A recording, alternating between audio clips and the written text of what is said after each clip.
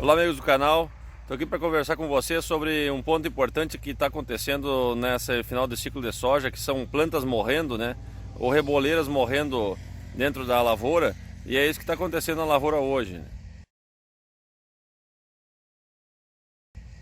Nesse ponto, especialmente na questão de morte de plantas, né? Vamos falar especificamente sobre macrofomina, né? Vamos deixar de lado alguns outros exemplares, por exemplo, Fusarium, que a gente pode falar em outro momento, mas especialmente macrofomina, que vem acontecendo alguma morte de plantas basicamente em situações desse tipo aqui, que a gente vai tendo morte de algumas partes da lavoura e o produtor tem que ficar muito atento, especialmente nesse final de ciclo, e observar onde está ocorrendo isso na sua área, que são mortes de plantas em pequenas reboleiras, por exemplo, e a planta vai fechando seu ciclo antes do normal. E aí a gente tem que prestar atenção porque a macrofomina, como você vai ver em algumas fotos aí, ó, na área foliar acaba causando uma murcha, né? E esses folíolos não caem da planta, ficam aderidos ao pecíolo como se fosse um sintoma de seca.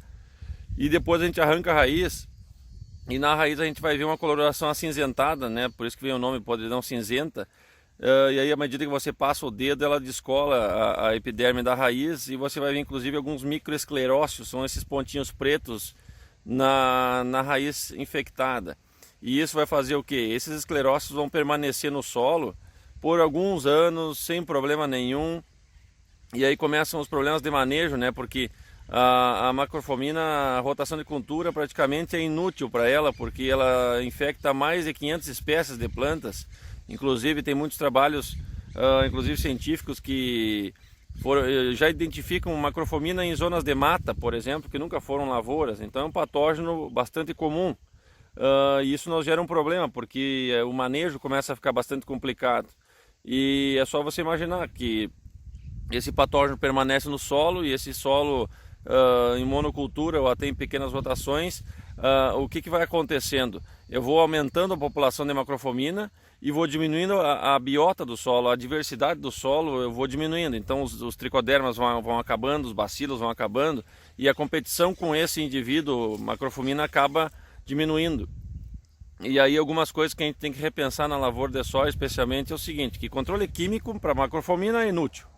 Então algumas coisas são importantes, especialmente a gente pensar em balanço nutricional, basicamente não deixar de lado a questão de potássio, né? Um outro detalhe importante é a questão de raiz.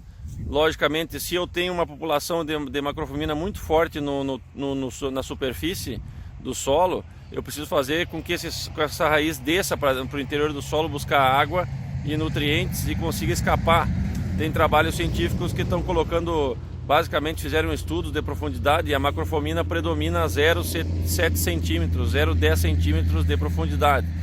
E é justamente onde está confinada as nossas raízes ali, porque a nossa semeadura não tem plantio direto, né? É só soja sobre soja, e aí não tem nenhuma gramínea de verão, então isso daí começa a ficar com raiz superficial. E algumas outras situações também são interessantes, basicamente associadas a bacilos, tricodermas, mas logicamente eu tenho que trabalhar com esses indivíduos viáveis, né? De empresas de qualidade, e eu preciso organizar esse meu solo para que eu consiga conviver com essa macrofomina mais tempo. Então, se eu deixar as minhas raízes superficiais, por causa de compactação, coisas do tipo, automaticamente a macrofomina é um patógeno de estresse hídrico e temperatura alta. Por exemplo, em torno de 30 a 30 e poucos graus, os trabalhos trazem como uma situação ideal para a macrofomina. Então, para a gente encerrar, na verdade nós não temos um controle em cima disso. Basicamente eu tenho que organizar o meu sistema solo para fazer com que essa raiz escape dessa região de macrofomina e aí consiga ter uma condição nutricional e até de escapar desse estresse hídrico de forma mais adequada. Então uma coisa importante é focar nessa estrutura, porque o sistema solo nosso está confinando as raízes na superfície. Então é isso aí.